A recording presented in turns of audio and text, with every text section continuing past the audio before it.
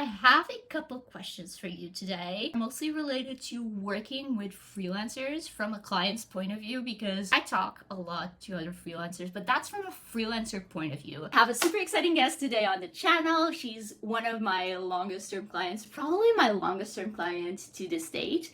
She's Noel Block, an amazing content marketer and agency owner and podcaster and all the good things. So let's hear from Sarah. Do you mind introducing yourself a little bit just so they know who you are, what you do? I'm Sarah Noel Block, the founder of Tiny Marketing, and I work with small B2Bs with 0 to 2-person marketing departments to help them build streamlined and systemized marketing. So the first question I have for you here is, what roles have you hired for?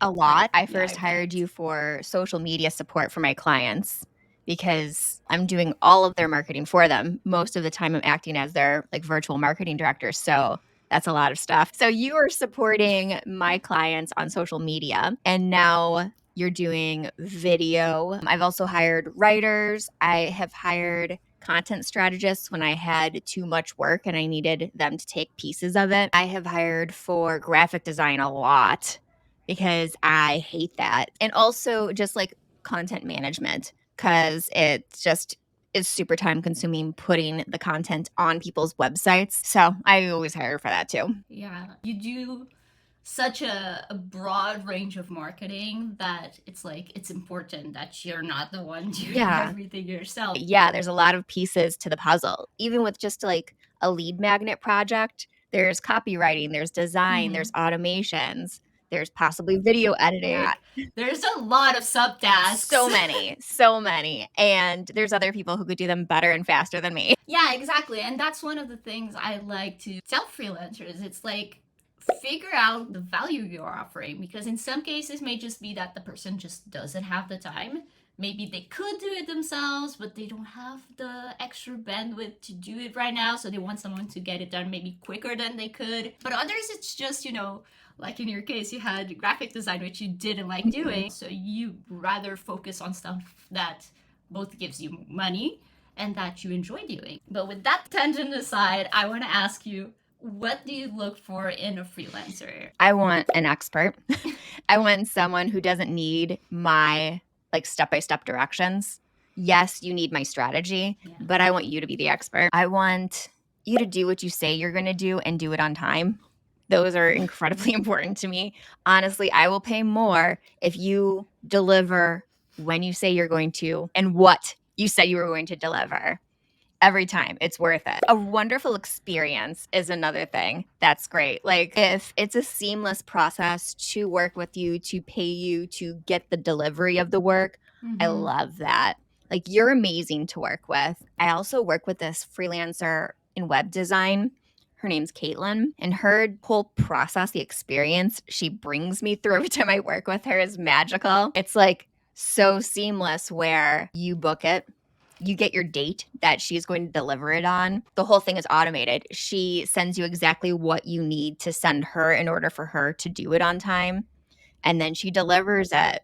And it's like such a beautiful, easy process. Sorry to interrupt, but I wanted to give a big shout out to Descript for making this video possible. They're not sponsoring this video, but if you don't know, I've been using Descript to both record and edit my videos and even to turn them into shorts for a while now. And now that they introduced this new feature called Squadcast by Descript, it allows me to record remote interviews just like this one, and it just opened up a bunch of new possibilities for me. I've been thinking, wouldn't it be cool to interview some of you to either talk about your struggles with freelancing, I can give you advice live on a channel, kind of on-air coaching calls, or even to interview beginner freelancers who have gotten their first client to just talk about how that process was for them. Let me know down in the comments if you'd like to see that or if you'd like to be interviewed right here on the channel. Now, with that being said, let's get back into the video. I talk a lot about red flags and clients and scams, but I want to hear from the other end, because some of us may be making some mistakes that we're not realizing. Poor communication is the number one red flag. If I reached out to you and you don't respond within 48 hours, that's a red flag. I'm like, did you get it? Do I need to find someone else? That's the thing is it's an engine, Yeah, you it's need a to know. machine, and I need to know if you're taking on this project or if I need to find someone to take it. So that's a huge red flag for me is poor communication, missing your deadlines, even Strong just reason. communicating with me that you're going to miss it. Yeah. I've had, mainly in graphic design, I've had freelancers not tell me that they're going to miss their deadline, and then it passes and I'm like, where is this? This was due 2 days ago. And they never communicated anything. The only time I remember it wasn't a deadline that I missed, but it was like one of those times where I was like, oh yeah, I'll work on that for you tomorrow. And then tomorrow came and I had COVID real bad. And I was even feeling guilty that I was working on it because I said I was going to do it. And I just emailed the client and said, I can get out of bed today. This will have to wait. And they were fully understanding. So at the very least, it's that communication part, which I tend to, focus a lot on. And I've gotten great feedback from clients on that. Like, you don't even need to be the most skilled freelancer out there.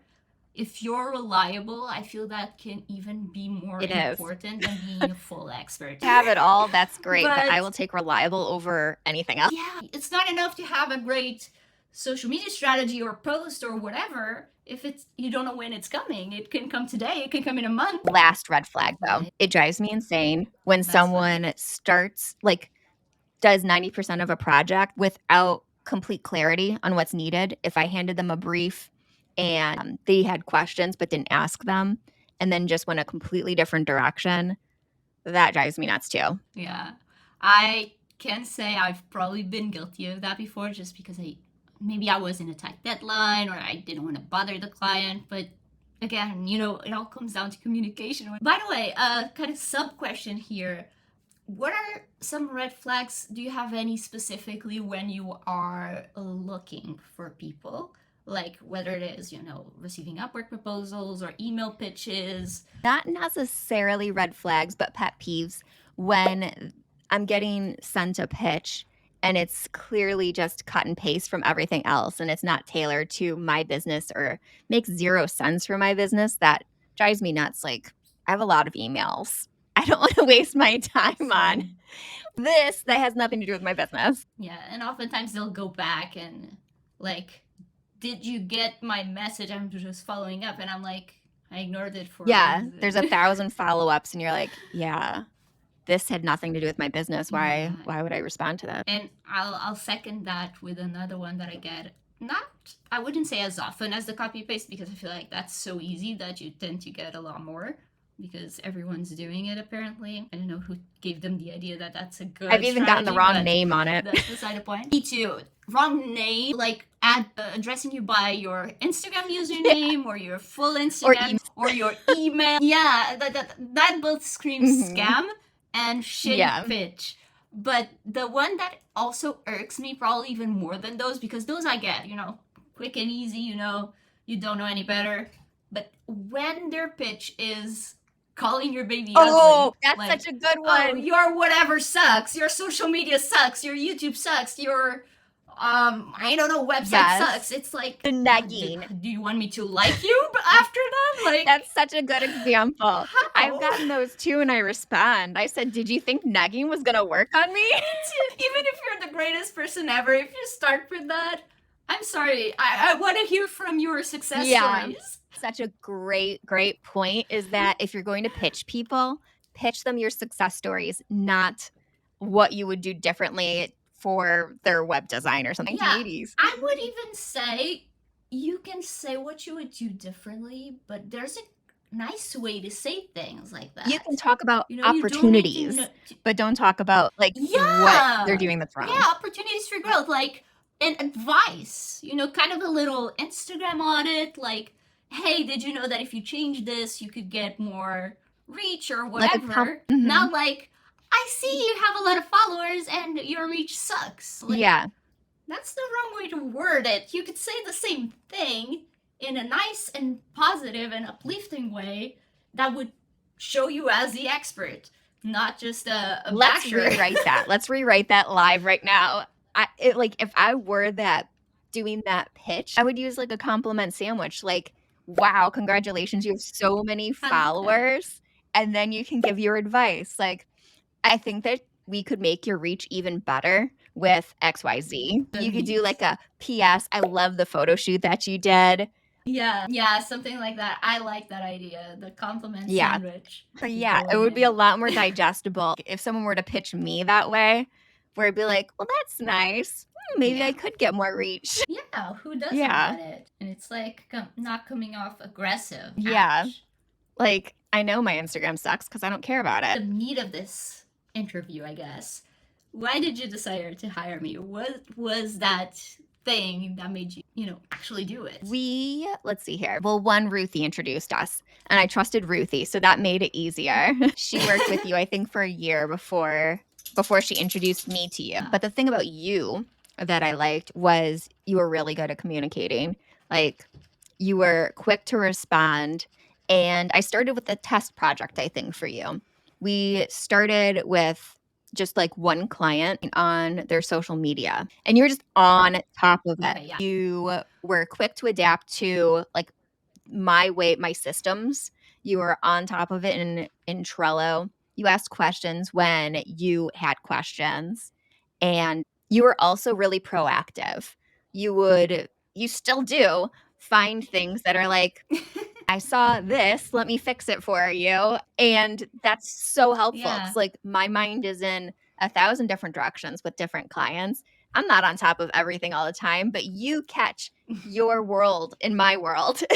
You catch those things and you Yeah. bring them to my attention. Bonus question, since this video we're talking about the script and how we're testing this new feature. Apparently you got me into descript, which I thought it was the other way around, but thank you for that. What's your favorite thing about it? Because I know we use it a ton for your videos as Yes, we well. do use it a ton. I love that you can edit using the text because I'm more of like a reader. Mhm. So it makes it so much easier for me, especially like sometimes I'll do bonus Yeah. episodes on my podcast and I'm editing them myself. And it makes it so much easier where I'm like, oh, I could just do it myself every time. It's so intimidating looking at a video or a thing that's like 20, 40 minutes long because I tend to record for a long time and then my videos end up being 5, 10 minutes long. So it's so less daunting when you clean it up before you tackle it. And it saves you time because if you had to like watch the whole thing first. Yeah, it is so much easier. And I am not like by any means a sound engineer, but with Descript, I can do everything that I need to. Oh my God. And the studio sound makes such a huge difference. Oh, and the eye feature. It was something I was so paranoid about before, and now I don't have to worry about it. Thank you so much for answering all those questions and helping us out, with your insights as a client. What else? Where can people find you? You can go to sarahnoelblock.com/Sylvia, and I'll make a special page for you. That's where you can find all my stuff and my podcast, The Tiny Marketing Show. Yeah. All right. Thank you. Thank you so much, Sarah. It was so nice catching up with you, even. You too.